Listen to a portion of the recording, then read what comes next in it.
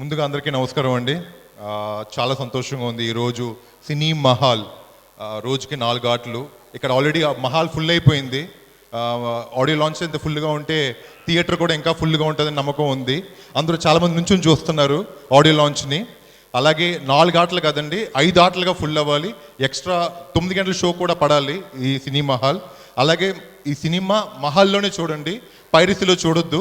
Because పైరసీలో చూస్తే ఏమవుతుందంటే చిన్న సినిమాలు మంచిగా ఉన్నా కూడా కిల్ అయిపోతున్నాయండి.